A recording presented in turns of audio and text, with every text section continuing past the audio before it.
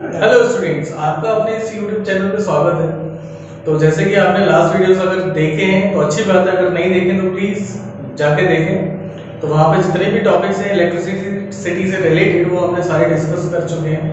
Okay, अब हम कुछ बच्चों को प्रॉब्लम्स आती हैं न्यूमेरिकल्स करने में, ठीक है। उनको कुछ बच्चों को ये भी प्रॉब्लम होती है कि अब सर ये वाला क्वेश्चन है तो इसमें किस तरीके से हम फॉर्मूलाज को पुट करें, है ना, कॉन्सेप्ट क्लियर नहीं है हमारे। तो आइए आज हम उसी चीज़ पे डिस्कस करते हैं। तो जैसे कि आपने पढ़ा होगा फर्स्ट टॉपिक जो हमारा था दैट वाज चार्ज के बारे में सब बात करते हैं। चार्जेस की, चार्जेस आप जानते हो कि क्या होता है, नेगेटिव पॉजिटिव और नेगेटिव चार्जेस होते हैं, और चार्जेस जो होते हैं चार्जेस कैरी करते हैं इलेक्ट्रिक करंट को। तो वहां से हमारे पास एक फिनोमेना आया था that was electric current. Electric current is equal to क्या होता है, Q अपॉन T के इक्वल होता है, मतलब the rate of flow of charge per unit time is known as electric current. तो इस पे बेस्ड हमारे पास दो न्यूमेरिकल्स दे रखे हैं। आइए इनको देखते हैं किस तरीके से सॉल्व करते हैं। फर्स्ट न्यूमेरिकल जो आपको दे रखा है that is a current of 150 milliampere flows through a circuit for 2 minutes. Find the amount of charge that flows through a circuit. I hope आपको क्वेश्चन समझ में आया होगा कि करंट फ्लो हो रहा है किसी भी सर्किट से 150 मिली एम्पियर 2 मिनट के लिए, तो हमें अमाउंट ऑफ चार्ज निकालना है। ओके, तो आइए इसको सॉल्व करते हैं। तो जैसे कि हम जानते हैं I is equal to Q upon T होता है। ओके स्टूडेंट्स, और आपको यहाँ पे टाइम दे रखा है, टाइम आपको दे रखा है यहाँ पे 2 मिनट्स। तो हम जानते हैं ऐसा यूनिट क्या होती है, सेकंड होती है, तो हम इसको पहले कन्वर्ट करेंगे सेकंड्स में, तो ये आपका हो जाएगा 120 सेकंड्स।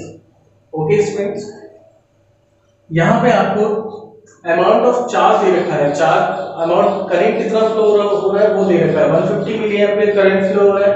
तो हम इसको कन्वर्ट करेंगे एम्पियर में, that will equal to 150 milliampere is equal to आपका हो जाएगा 150 into 10 to the power minus 3 ampere के इक्वल। ओके स्टूडेंट्स, अब हमें निकालना क्या है, चार्जेस निकालना है। तो Q इज इक्वल टू आपका IT के इक्वल होता है, तो ये हो जाएगा आपका 150 into 1 upon 1000 into, और ये आपको टाइम दे रखा है 120 सेकंड्स, तो 0 से 0 कैंसिल आउट हो गया, तो ये आपका हो गया 180 अपॉन 10, तो 0 से 0 कैंसिल आउट हो गया, तो आपका चार्ज आ गया 18 कूलम। तो अगर आपको इस तरीके का न्यूमेरिकल अगर आता है एग्जाम में तो हम निकाल सकते हैं इजीली। ओके, आइए देखते हैं नेक्स्ट न्यूमेरिकल। नेक्स्ट न्यूमेरिकल आपको दे रखा था total of 6 into 10 to the power 46, चलो, a total of 6 into 10 to the power 46 electrons flows through a current carrying conductor when connected through an external power supply for 20 seconds. Find the value of current in the conductor. तो basically आपको दे रखा है कि 6 into 10 to the power 46 electrons flow हो रहे हैं किसी भी कंडक्टर से, करंट कैरिंग कंडक्टर से, जो कि एक एक्सटर्नल पावर सप्लाई के साथ कनेक्टेड है 20 सेकंड के लिए। तो हमें निकालना क्या है, find the value of current in the conductor. We have to find out I। Okay students, अब यहाँ पे आपको टोटल चार्जेस दे रखे हैं, टोटल चार्जेस दे रखे हैं, तो Q इज इक्वल टू आपको दे रखा है 6 into 10 to the power 46। Okay, तो जैसा कि आपने पढ़ा होगा Q is equal to N के इक्वल होता है, Q is equal to N के इक्वल होता है according to the principle of quantization of charge. तो Q is equal to N हो जाएगा आपका। ओके, तो I इज इक्वल टू हम जानते हैं electric current is equal to Q upon T के इक्वल होता है, तो यहाँ पे हम वैल्यूज पुट कर देंगे, तो I इज इक्वल टू आपका हो जाएगा 6 into 10 to the power 46 upon, और number of electrons minimum possible charge of an electron is 10 to the power minus 19 coulomb. 1.6 into 10 to the power minus 19 coulomb होता है students. और यहाँ पे हम टाइम पुट करेंगे, तो आपका टाइम जो दे रखा है 20 सेकंड दे रखा है, हो जाएगा 0.48 into 10 to the power 27 ampere के, 4.8 into 10 to the power 26 ampere. जैसे कि हमारा जो नेक्स्ट टॉपिक है that is electric potential and potential difference. तो इलेक्ट्रिक पोटेंशियल आपका होता है वर्क डन अपॉन चार्ज के equal and it's SI unit is volt. तो इससे रिलेटेड आपका न्यूमेरिकल दे रखा है, न्यूमेरिकल क्या है ये देखते हैं। तो न्यूमेरिकल में आपको दे रखा है कि 100 जूल ऑफ वर्क डन हो रहा है 20 कूलम ऑफ चार्ज के द्वारा, तो वहां पर पोटेंशियल डिफरेंस क्या होगा। तो हम जैसे कि जानते हैं student that del B is equal to आपका होता है W D upon Q B equal, तो आपका हमें डेल बी निकालना है, पोटेंशियल डिफरेंस निकालना है। तो यहाँ पे वर्क डन आपका 100 जूल हो रहा है और कूलम 20 कूलम ऑफ चार्जेस दे रखे हैं। तो यहाँ पे 0 से 0 गया, 2 5 से 10, तो यहाँ पे आपका जो डेल बी आ गया that is equal to 5 volt, क्योंकि हम जानते हैं कि पोटेंशियल डिफरेंस या फिर इलेक्ट्रिक पोटेंशियल की जो एसआई यूनिट होती है दैट इज वोल्ट। अब नेक्स्ट न्यूमेरिकल पे आते हैं। न्यूमेरिकल आपको दे रखा है how much work is done in moving a charge of 2 coulomb from point 118 volt to a point of 128 volt. Suppose that इस पॉइंट ए पे जो पोटेंशियल इलेक्ट्रिक पोटेंशियल है आपका दैट इज 128 वोल्ट और इस पॉइंट पे आपका पोटेंशियल है इलेक्ट्रिक पोटेंशियल 118 वोल्ट। तो आपको निकालना क्या है कि 2 कूलम ऑफ चार्ज को कितना वर्क डन करना पड़ेगा, ठीक है। तो आइए वर्क डन निकालते हैं, हमें वर्क डन निकालना है, ठीक है स्टूडेंट। तो वर्क डन सबसे पहले हम क्या निकालेंगे, क्योंकि यहाँ पे हमें इलेक्ट्रिक पोटेंशियल दे रखा है अलग अलग पॉइंट्स पे, तो हम पोटेंशियल डिफरेंस निकालेंगे। तो आपका जो पोटेंशियल डिफरेंस है that will B VA minus VB के इक्वल हो जाएगा, that will B VA minus VB। तो डेल बी आपका हो गया 128 वोल्ट माइनस 118 वोल्ट, तो ये आपका आ गया यहाँ से del B is equal to 10 volt. तो हमने क्या निकाल लिया students, electric potential, potential difference निकाल लिया। अब इसके बाद हम वर्क डन निकालते हैं। तो del B is equal to हम जानते हैं डब्ल्यू डी अपॉन क्यू के इक्वल होता है, तो ये आपका हो जाएगा del B is equal to work done. Work done कितना हो रहा है, वर्क डन तो हमें निकालना है ना, तो वर्क डन हमें निकालना है, तो work done is equal to क्या हो जाएगा, डेल बी इनटू क्यू के इक्वल हो जाएगा। तो यहाँ से हमें दे रखा है क्योंकि हमने पोटेंशियल डिफरेंस निकाली है that is equal to 10 volt और आपको चार्जेस दे रखे हैं दैट इज 2 कूलम, तो ये आपका हो गया टोटल 20 जूल। तो यहाँ से हमने वर्क डन निकाल लिया। ओके स्टूडेंट्स, आई होप सभी को समझ टॉपिक के numericals that is Ohm's law plus combination of the resistance parallel and series combination से रिलेटेड। तो जो आपका फर्स्ट जो न्यूमेरिकल दे रखा है that is find the equivalent resistance of the circuit and also find the current and the potential difference at each resistor।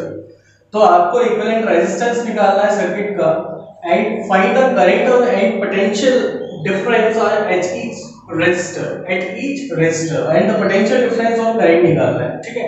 तो सबसे पहले हम क्या निकालते हैं स्टूडेंट्स, इक्विवेलेंट रेजिस्टेंस निकालते हैं। तो सबसे पहले हम काम क्या करते हैं, सबसे पहले हमें देखना पड़ेगा कि कौन से पैरेलली कनेक्टेड है और कौन से सीरीज में कनेक्टेड है। ओके स्टूडेंट्स, तो जो पैरेलली कनेक्टेड होंगे वहां पर हम इक्विवेलेंट इफेक्टिव रेजिस्टेंस के वैल्यू निकालेंगे और जो फिर सीरीज में कनेक्टेड होंगे फिर उनकी इफेक्टिव रेजिस्टेंस की वैल्यू निकालेंगे, ठीक है।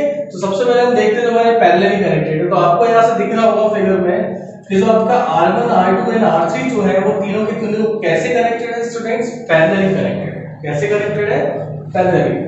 तो हमने पढ़ा है अगर रेजिस्टेंसेस पैरेलली कनेक्टेड होते हैं तो किस तरीके से सॉल्व करते हैं, that is RP parallelly connected है क्योंकि तो ये आपका किसके इक्वल हो जाएगा, R2 1/R2 plus 1/R3 plus 1/R4 के। Okay students, 1/RP is equal to 1/R2 plus 1/R3 plus 1/R4, क्योंकि आपको यहाँ से दिख रहा होगा कि ये जो तीनों रेजिस्टेंसेस हैं हमारे तीनों के तीनों पैरेलली कनेक्टेड हैं। तो हम निकालते हैं वैल्यू को 1/RP is equal to 1/R2 की जो वैल्यू दे रखी है आपको 1 दे रखी है, 1/R3 की जो वैल्यू दे रखी है वो दे रखी है आपको 1/2 हो गया है, 2 दे रखी है और R4 की वैल्यू 3 दे रखी है, तो ये आपका हो जाएगा 1/3 के इक्वल। तो यहाँ से 1/RP इज इक्वल टू आपका हो गया एलसीएम आ गया 6, तो ये आपका हो जाएगा 6 प्लस 3 प्लस 2। ओके स्टूडेंट्स, तो 1/RP इज इक्वल टू आपका हो जाएगा 6 प्लस 3 प्लस 2 11/6। तो यहाँ से हम RP निकालेंगे तो RP आपका आ जाएगा 6/11। तो कहने का मतलब क्या है स्टूडेंट्स कि यहाँ पे R2 R3 और R4 पे जो आपका इक्विवेलेंट रेजिस्टेंस है दैट इज इक्वल टू 6/11 ओम के इक्वल है। तो यहाँ से अगर हम तीनों रेजिस्टेंसेस को हटा के एक imaginary resistance that is RP को लगा सकते हैं क्योंकि इन तीनों का इफेक्टिव रेजिस्टेंस हमने निकाल ही लिया है। तो आइए इसको आगे देखते हैं। तो यहाँ पे जैसे कि हमारे पास यहाँ पे R2 कनेक्टेड है, R1 कनेक्टेड है दैट इज 2 ओम, और हमने यहाँ पे इफेक्टिव रेजिस्टेंस की तीनों के वैल्यूज निकाली ली है, दैट इज इक्वल टू 6/11 ओम के इक्वल है। तो यहाँ पे हम एक इमेजिनरी कह सकते हैं, इमेजिनरी रेजिस्टेंस को कनेक्ट कर दिया हमने और उसको हमने नाम दे दिया आरपी, क्योंकि हमने आरपी निकाला है, यहाँ पे इक्विवेलेंट रेजिस्टेंस निकाला है और यहाँ पे एक और रेजिस्टेंस कनेक्टेड है, दैट इज R5। R5 की जो वैल्यू है आपकी that is equal to 2 ohm. Okay students, अब आपको दिख रहा होगा ये तीनों रेजिस्टेंसेस हमारे सीरीज में आ गए। अब तीनों रेजिस्टेंसेस हमारे सीरीज में आ गए तो हम जानते हैं आरएस सीरीज है ना। ओके, इफेक्टिव रेजिस्टेंस की वैल्यू निकालेंगे तो आपका हो जाएगा R1 plus RP plus RS के इक्वल। ओके, तो ये आपका आ गया 2 ओम प्लस RP की जो value that is 6/11 plus R5 की जो value that is equal to 2 ohm. तो ये आपका 11 एलसीएम आ जाएगा 22 प्लस 6 प्लस 22। ओके स्टूडेंट्स, तो 22 प्लस 22 44, 44 प्लस 6 आपका कितना हो जाएगा, RS इज इक्वल टू 50। तो आपका आ गया 50/11। तो RS की वैल्यू आपकी आ जाएगी 11 ये आपका 50/11। ठीक है, तो हमने टोटल जो इक्विवेलेंट रेजिस्टेंस है, जो उन्होंने हमसे पहले बोला था, क्वेश्चन में बोला था फाइंड द इक्विवेलेंट रेजिस्टेंस, तो हमने इक्विवेलेंट रेजिस्टेंस की वैल्यू निकाली students, that is equal to 50/11 ohm. Okay, अब हमारे पास इक्विवेलेंट रेजिस्टेंस आ गया। अब हम क्या निकालेंगे, करंट कितना फ्लो हो रहा है। तो आई होप इतना आपको समझ में आया होगा। इसके बाद हम निकालते हैं करंट कितना फ्लो हो रहा है। ओके स्टूडेंट्स, तो करंट के लिए हम जानते हैं क्या करते हैं, I इज इक्वल टू होता है आपका according to the Ohm's law. यहाँ पे हम ओम्स लॉ का यूज करेंगे। According to the Ohm's law V is equal to IR होता है। तो हमें करंट निकालना है, तो आपका करंट हो जाएगा I is equal to V/R के इक्वल। ओके स्टूडेंट्स, तो यहाँ पे I निकालना है, पोटेंशियल डिफरेंस आपको कितना दे रखा है, that is equal to 9 volt, क्योंकि 9 वोल्ट की बैटरी कनेक्टेड है वहां पे।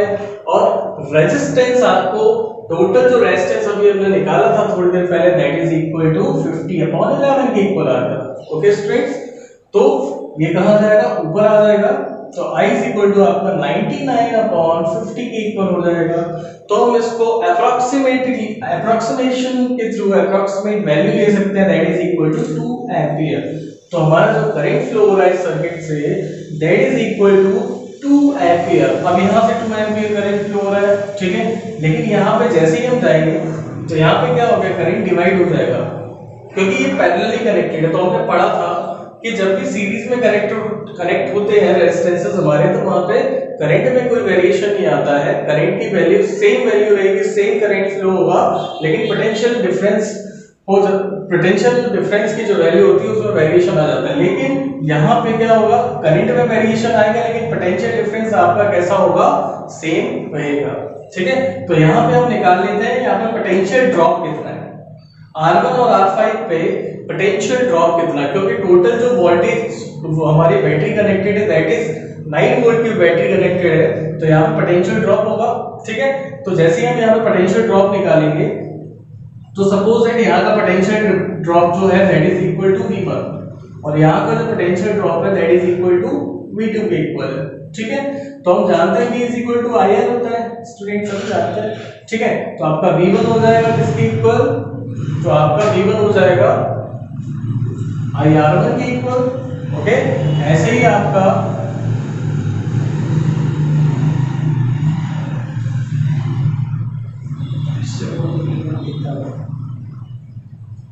तो जैसे कि हम जानते हैं students, according to the Ohm's law V is equal to IR होता है। तो यहाँ पे पोटेंशियल ड्रॉप को हमने V1 मान लिया, यहाँ पे पोटेंशियल ड्रॉप को V2 मान लिया।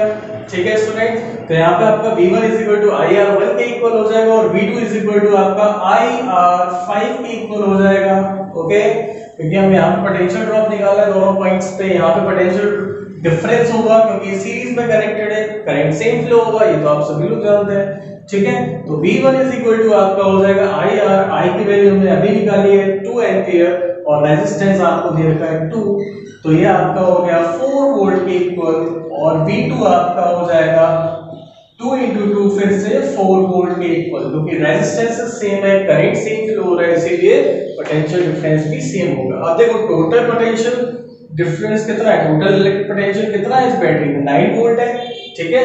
यहाँ पे पोटेंशियल डिफरेंस, यहाँ पे पोटेंशियल इलेक्ट्रिक पोटेंशियल की वैल्यू इज 4 वोल्ट, यहाँ पे पोटेंशियल ड्रॉप हो रहा है दैट इज 4 वोल्ट, तो 4 + 4 8 हो गया, तो यहाँ पे पोटेंशियल ड्रॉप कितना होगा स्टूडेंट्स, सभी को पता लग गया होगा, टोटल लाइन है यहाँ पे 4 वोल्ट, यहाँ पे 4 वोल्ट, तो यहाँ पे कितना होगा 1 वोल्ट। तो आइए उसको निकालते देखते हैं। मान के चलो यहाँ पे जो पोटेंशियल ड्रॉप है, मान के चलते हैं यहाँ पे जो पोटेंशियल ड्रॉप है दैट उसको हमने V डैश मान लेते हैं, ठीक है। तो आपका V डैश किसके इक्वल होगा स्टूडेंट्स, V1 + V2, जो आपका टोटल V है इसको हम V मान लेते हैं और यहाँ पे हम V डैश मान लेते हैं, तो आपका जो टोटल V है, जो टोटल इलेक्ट्रिक पोटेंशियल है वो पोटेंशियल ड्रॉप के इक्वल होगा, यहाँ पे जो पोटेंशियल ड्रॉप होगा उसके इक्वल, तो आपका V1 + V2 इसको हम मान लेते हैं V डैश, तो ये आपका V डैश हो जाएगा, यहाँ पे जो पोटेंशियल ड्रॉप है दैट इज V डैश, ठीक है। तो यहाँ पे 9 वोल्ट की बैटरी कनेक्टेड है भाई, पर टोटल पोटेंशियल इलेक्ट्रिक पोटेंशियल यहाँ पे सर्किट में हमारा 9 वोल्ट है, यहाँ पे पोटेंशियल ड्रॉप 4 वोल्ट है, तो ये 4 वोल्ट + 4 वोल्ट + V डैश, तो V डैश की आपकी वैल्यू आ जाएगी 1 वोल्ट के इक्वल। तो हमने निकाल लिया कि यहाँ पे पोटेंशियल ड्रॉप या फिर इलेक्ट्रिक पोटेंशियल की वैल्यू जो है that is equal to 1 volt. Okay students, अब आगे देखते हैं।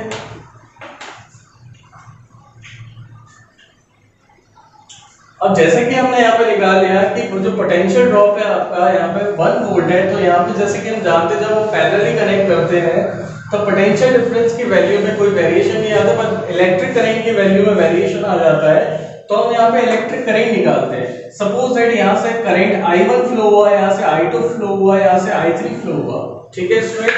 तो हम जानते हैं I = V/R के इक्वल होता है, ओके, V = I और I = V/R, ठीक है।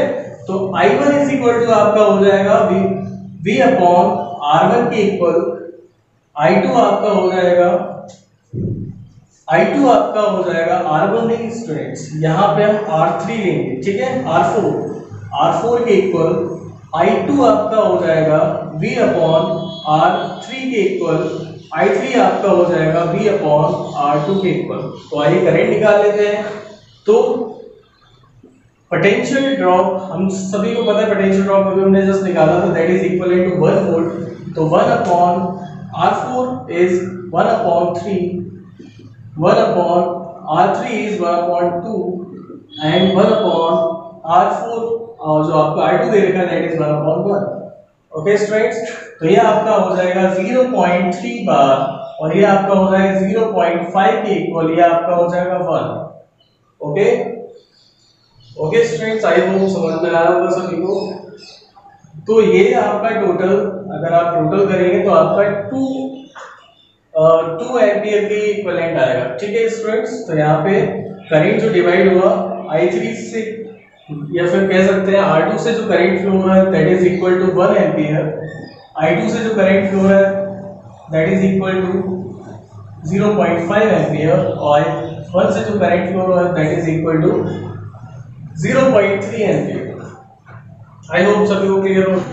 तो आइए स्टूडेंट्स अपना नेक्स्ट न्यूमेरिकल देखते हैं। नेक्स्ट न्यूमेरिकल जो आपको दे रखा है वो ये दे रखा है, show how would you connect 3 resistors each of resistance 6 ohm so that the combination of the resistance 9 ohm and 4 ohm.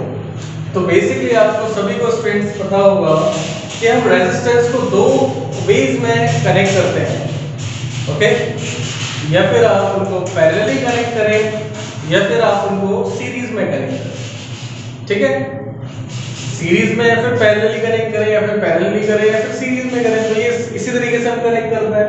तो हमारे पास टोटल 3 रेजिस्टेंसेस दे रखे हैं। अब हमसे बोला गया है कि कैसे कंबाइन करें जो कि कंबाइंड रेजिस्टेंस के वैल्यू 9 ओम और 4 ओम के इक्वल है। तो आइए देखते हैं।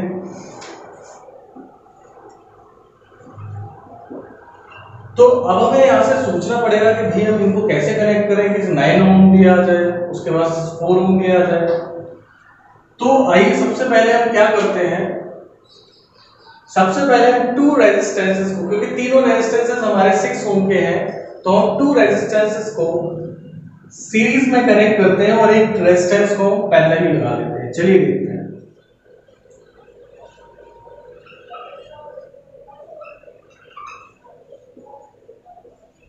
Suppose that it is R1, it is R2 and it is R3, and the whole values of the conductor, the whole values of the resistance is 6 ohm. So R1 is equal to 6 ohm, R2 is equal to 6 ohm, R3 is equal to 6 ohm. Okay students? तो हमने यहाँ पे दो resistances को parallelly connect कर दिया और एक रेजिस्टर को हमने सीरीज में लगा दिया। ये देखते हैं अब क्या वैल्यू आती है। तो सबसे पहले हम जो सीरीज में कनेक्टेड है उनकी इक्विवेलेंट रेजिस्टेंस निकाल लेते हैं। तो हम यहाँ पे RS लेते हैं, तो RS इज इक्वल टू आपका R2 प्लस R3 के इक्वल हो जाएगा। तो ये आपका 6 ओम प्लस 6 ओम, तो RS की वैल्यू आपकी आ गई 12 ओम की। ओके स्टूडेंट्स, तो हमने क्या किया, इन दोनों का इक्विवेलेंट रेजिस्टेंस निकाल लिया। तो इक्विवेलेंट रेजिस्टेंस निकालने की वजह से क्या हुआ कि हम इन दोनों रेजिस्टर्स को हटा के यहाँ पे 12 ओम का रेजिस्टर कनेक्ट कर सकते हैं। तो हमने यहाँ पे इन दोनों को हटा देते हैं और यहाँ पे हम कनेक्ट कर देते हैं 12 ओम का रेजिस्टर। तो यहाँ पे RS जो है हमारा 12 ओम के कनेक्ट आ गया। आप देख रहे होंगे स्टूडेंट्स कि दोनों जो रेजिस्टर्स है हमारे वो पैरेलल आ गए, पैरेलल आ गए। तो हम इनको पैरेलली सॉल्व करते हैं। तो देखते हैं कंबाइंड रेजिस्टेंस की वैल्यू क्या आती है। तो 1/Rp, तो 1/Rp is equal to 1/R1 plus 1/Rs हो जाएगा। तो 1/Rp इज इक्वल टू आपका R1 की जो वैल्यू आपको दे रखी दैट इज 6 प्लस 1/12। तो it is equivalent to 1/Rp is equal to आपका 12 और ये आपका 2 प्लस 1, तो Rp इज इक्वल टू आपका आ जाएगा, या फिर हम कह दें कि 1/Rp आपका आ गया 3/12 के इक्वल। तो आपका Rp आ जाएगा 12/3, 3 4 से 12, तो Rp आपका आ गया 4 ओम के इक्वल है। तो यहां से हमने एक आंसर अपना निकाल लिया कि अगर आप दो रेजिस्टेंस को सीरीज में लगा दो और एक को पैरेलली कनेक्ट कर दो तो आपका जो इक्विवेलेंट रेजिस्टेंस की वैल्यू है that will equal to 4 ohm। तो आइए नेक्स्ट देखते हैं कि 9 ओम कैसे आएगा। तो उसके लिए हम क्या करते हैं, तीनों को पैरेलली भी नहीं लगा सकते क्योंकि तीनों को पैरेलली सीरीज में लगाएंगे या फिर पैरेलली भी लगाएंगे तो भी आंसर नहीं आ रहा है, और सीरीज में लगाएंगे तो 18 ओम आ जाएगा। तो इसीलिए हम क्या करते हैं, अब दो रेजिस्टेंस को पैरेलली कनेक्ट कर देते हैं, दो रेजिस्टेंसेस को पैरेलली कनेक्ट कर देते हैं और एक रेजिस्टर को हम सीरीज में लगा देते हैं। तो suppose that this is R1, this is R2 and this is R3, and आपको पता है स्टूडेंट्स R1, R2 और R3 की वैल्यू आपको 6 ओम दे रखी है। तो ये दोनों पैरेलली है, पैरेलली कनेक्टेड है। तो हम सबसे पहले क्या करेंगे, पैरेलली को R इक्विवेलेंट की R इफेक्टिव की वैल्यू निकालेंगे। तो यहाँ पे आपका हो जाएगा 1/Rp 1/R2 प्लस 1/R3 के इक्वल हो जाएगा। तो ये आपका हो गया 1/Rp is equal to 1/R2 की जो वैल्यू दे रखी है आपको 1/6 प्लस 1/6 हो गया। तो यहाँ से हमारे पास आ गया 1/Rp is equal to 6/1 plus 1। तो यहाँ से Rp आपका आ जाएगा 6/2 दैट इज इक्वल टू 3। तो Rp की वैल्यू आपकी आ गई 3 ओम। ओके स्टूडेंट्स, अब यहाँ पे हमने यहाँ पे कंबाइंड रेजिस्टेंस की वैल्यू निकाली। तो यहाँ पे हम इनको हटा के एक रेजिस्टर का यूज कर सकते हैं या फिर हम कह सकते हैं इमेजिनरी रेजिस्टर लगा सकते हैं that is equivalent to Rp। Rp की वैल्यू आपको 3 ओम आ ही गई है। ठीक है स्टूडेंट्स, अब हम जैसे कि देख रहे होंगे कि यहाँ पे जो ये दोनों रेजिस्टर्स हैं वो सीरीज में आ गए। ठीक है स्टूडेंट, तो यहाँ पे हम RS निकालेंगे तो R1 प्लस Rp हो जाएगा। तो ये आपका 6 प्लस 3 के इक्वल हो जाएगा। तो यहाँ से हमने निकाल लिया 9 ओम। तो आप आई होप इतना आपको क्लियर हो गया होगा कि अगर आपको 9 ओम निकालना है तो आप दो को पैरेलली कनेक्ट करें और एक को सीरीज में लगा दें। तो आपका जो कंबाइंड रेजिस्टेंस की वैल्यू है that will be equal to 9 ohm. देखते हैं नेक्स्ट न्यूमेरिकल, दैट इज आपको दे रहे हैं 5 resistances are connected in a circuit, जो कि आपको इस फिगर में दिख रहे होंगे। तो आपको मीटर की रीडिंग निकालनी है स्टूडेंट्स। तो सबसे पहले हम क्या करेंगे, जैसे कि हम जानते हैं according to the Ohm's law V is equal to IR के इक्वल होता है। तो I is equal to V upon R हो जाएगा। ओके, तो यहाँ पे आपको resistance it means combined resistance की वैल्यू निकालनी पड़ेगी। आपको पोटेंशियल डिफरेंस दे रखा है that is equal to 3 volt. तो हम क्या करेंगे यहाँ पे टोटल कंबाइंड रेजिस्टेंस निकालेंगे। तो उसके लिए हमें पहले देखना पड़ेगा कौन से सीरीज में कनेक्टेड है कौन से पैरेलल कनेक्टेड है। तो जैसे कि आपको दिख रहा होगा कि R1 और R2 सीरीज में कनेक्टेड है, तो इसको सबसे पहले हम इफेक्टिव रेजिस्टेंस की वैल्यू निकालते हैं थ्रू दो R1 एंड R2। तो RS इज इक्वल टू आपका हो जाएगा R1 प्लस R2 के इक्वल, तो RS इज इक्वल टू आपका हो जाएगा 3 ओम प्लस 3 ओम, तो आपका हो गया 6 ओम। ओके स्टूडेंट्स, तो ये आपका हो गया 6 ओम के इक्वल। तो हम यहाँ पे क्या कर सकते हैं, दोनों की इफेक्टिव रेजिस्टेंस की वैल्यू हमने निकाल ली है। तो यहाँ पे इन दोनों को हम हटा के एक इमेजिनरी रेजिस्टेंस कनेक्ट कर सकते हैं। तो इनको हम हटा देते हैं, तो यहाँ पे हम इमेजिनरी रेजिस्टेंस लगा देते हैं दैट इज RS। तो यहाँ से आपको दिख रहा होगा कि आपका जो RS है और जो R3 है अब पैरेलल आ गए, तो हम इनको पैरेलली सॉल्व करेंगे। तो 1/RP इज इक्वल टू आपका हो जाएगा 1/RS प्लस 1/R3 के इक्वल। तो 1/RP इज इक्वल टू आपका हो जाएगा 1/3 प्लस 1/6, क्योंकि RS की वैल्यू 6 है। ओके, तो ये आपका हो जाएगा कितना 1/RP इज इक्वल टू हो जाएगा आपका 6 2 प्लस 1। तो RP इज इक्वल टू हो गया 6/3 that is equal to 2RP is equal to आपका आ गया 2। तो यहाँ से हमने RP भी निकाल लिया, ठीक है। तो ये RP आ गया, तो यहाँ से हम इस रेजिस्टेंस को हटा के एक और रेजिस्टेंस लगा सकते हैं इनके equivalent resistance that is RP। तो हम यहाँ से इन दोनों रेजिस्टेंस को हटा देते हैं और यहाँ पे हम इक्विवेलेंट रेजिस्टेंस ऐड कर देते हैं दैट इज RP। ओके, अब यहाँ से हमें दिख रहा है कि तीनों के तीनों रेजिस्टेंसेस जो है आपके सीरीज में आ गए हैं। तो हम सीरीज में कनेक्ट करते हैं, इनको सॉल्व करते हैं। तो यहाँ पे क्योंकि हम पहले भी RS ले चुके हैं, तो हम यहाँ पे RS ले लेते हैं। तो आपका हो जाएगा R4 plus R5 plus RP equal. तो R4 0.5 R5 0.5 प्लस RP जो दे रखा है that is equal to 2 ohm. तो ये आपका हो गया 1 प्लस 1 2 1 प्लस 0.5 0.5 1, ठीक है। ये हो गया 3 ओम। तो R' इज इक्वल टू आपका आ गया 3 ओम। मतलब कि जो टोटल रेजिस्टेंस है या फिर हम कह सकते हैं जो कंबाइंड रेजिस्टेंस है that is equal to 3 ohm students. अब हमारे पास रेजिस्टेंस आ गया, हमारे पास पोटेंशियल डिफरेंस दे रखा है। अब हमें निकालना है अमीटर की रीडिंग, मतलब करंट निकालना है। तो हम यहाँ से करंट निकालेंगे, तो करंट आपका आ जाएगा V की वैल्यू 3 दे रखी है 3 वोल्ट एंड रेजिस्टेंस आपको 3 ओम दे रखा है। तो मतलब कि 3/3 1 एम्पियर। तो आपका जो अमीटर की रीडिंग होगी वो होगी 1 एम्पियर। भाई तो नेक्स्ट टॉपिक जो है हमारा that is heating effect of electric current, जिसकी ऐसा यूनिट जूल होती है, जो कि हम हीट निकालते हैं कि इस कंडक्टर के थ्रू कितनी हीट जनरेट हो रही है, तो वो जूल में निकलती है, सभी को पता होगा आप लोगों को। इसका फॉर्मूला होता है H = I²RT। और भी बहुत सारे फॉर्मूलाज होते हैं जो कि मैंने वीडियोस में डेरिवेट भी करे हैं। अगर आपने नहीं देखा है वीडियो तो हीट और पावर से रिलेटेड मैंने एक वीडियो डाला हुआ है, तो आप चैनल पे जाके देख सकते हैं, नहीं तो मैं इसकी लिंक डिस्क्रिप्शन बॉक्स में डाल दूंगा, तो आप वहां से भी देख सकते हैं। तो अभी जो हमारा मेन फॉर्मूला है जूल्स लॉ ऑफ हीटिंग जिसे बोलते हैं दैट इज H = I²RT। और पावर इज इक्वल टू होता है energy consume per unit time is known as power, its unit is watt. तो सबसे पहले हम न्यूमेरिकल देखते हैं heating effect of electric current से रिलेटेड। तो एक न्यूमेरिकल हमें दे रखा है that is an electric heater of resistance 8 ohm draws a current 15 ampere from a mains of for 2 hours. Calculate the rate at which heat is developed in the heater. So you have to find out the rate at which the heat is developed.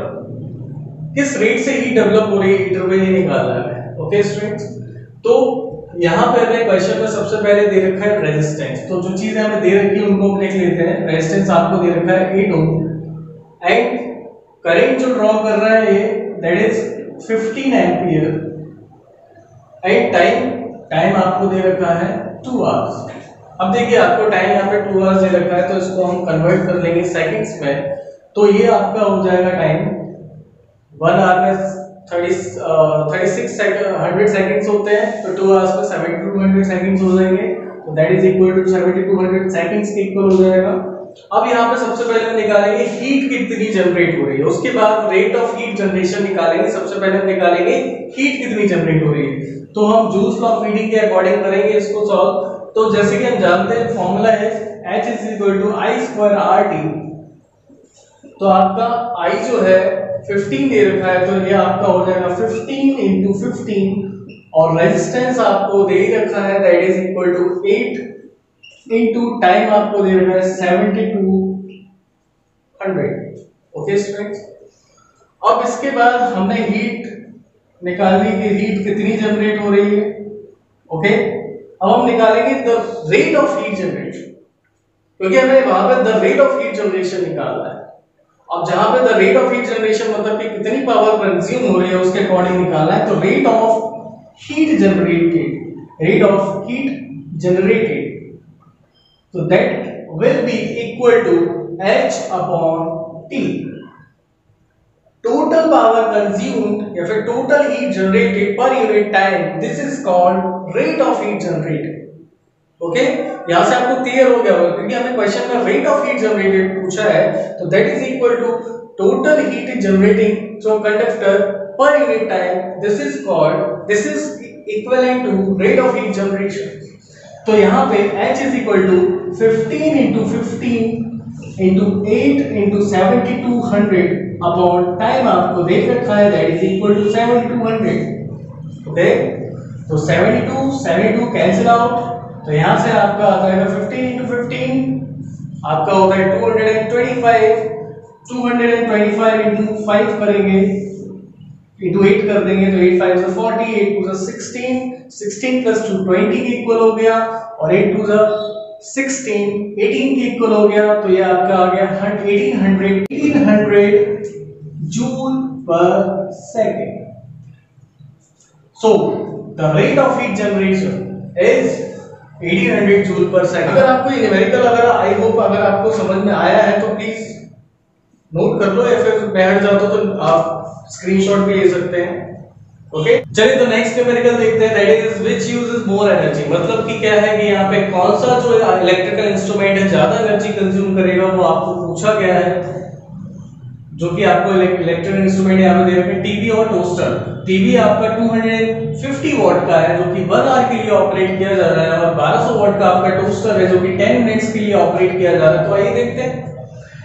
तो जैसे कि आपको दिख रहा होगा यहाँ पे कि पावर, इसका पावर P1, इसकी पावर को P1 मान लेते हैं, that is equal to 250 watt and time कितने देर के लिए ऑपरेट हो रहा है, 1 आवर के लिए। Okay, P2 is equal to आपका 1200 वॉट और टाइम 10 मिनट्स के लिए ऑपरेट हो रहा है। ओके, ठीक है, तो आइए देखते हैं आगे। सबसे पहले इसको हम सेकंड्स में कन्वर्ट कर लेते हैं। ओके, तो सेकंड्स में कन्वर्ट करेंगे तो ये आपका हो जाएगा कितना, क्योंकि जूल्स पर निकालेंगे जूल पर सेकंड में, तो ये आपका हो जाएगा 1 आवर में आप सभी जानते होंगे 3600 सेकंड्स होते हैं। तो ये आपका हो गया कितना, T1 आपका आ जाएगा 3600 सेकंड्स, और 10 minutes it is equal to 10 into 60, तो आपका हो गया 600 सेकंड्स के इक्वल। तो T2 आपका आ गया 600 सेकंड्स। आइए आगे देखते हैं। तो आपको पावर और टाइम दे रखा है, आपको क्या निकालना है, कितनी एनर्जी कंज्यूम होगी। तो हमने फॉर्मूला पढ़ा है P = Q upon T, या फिर P = Q1 upon T1। Okay, और यहाँ पे P2 = Q2 upon T2। ठीक है, तो यहाँ पे आपको पावर और टाइम दे रखी, तो हमें Q1 और Q2 निकालना है। तो Q1 = P1 T1, और यहाँ पे Q2 = P2 T2। ओके, तो P1 is 250 into time 3600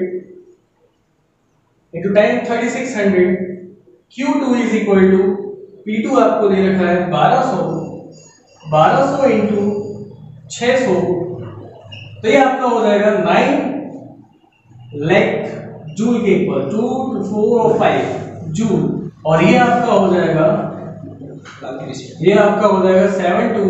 7200 के इक्वल जूल। तो इसको हम ऐसे भी ले सकते हैं 900 किलो जूल और ये आपका हो जाएगा 720 किलो जूल एक पर। तो यहाँ से आपको क्लियर हो गया होगा स्टूडेंट्स कि कौन सा जो आपका इलेक्ट्रिकल इंस्ट्रूमेंट है वो ज्यादा एनर्जी कंज्यूम कर रहा है, दैट इज टीवी। तो जो आपका टीवी जो है वो ज्यादा इलेक्ट्रिकल एनर्जी कंज्यूम कर रहा है स्टूडेंट्स। ओके, आई होप आपको इतना क्लियर हो गया होगा।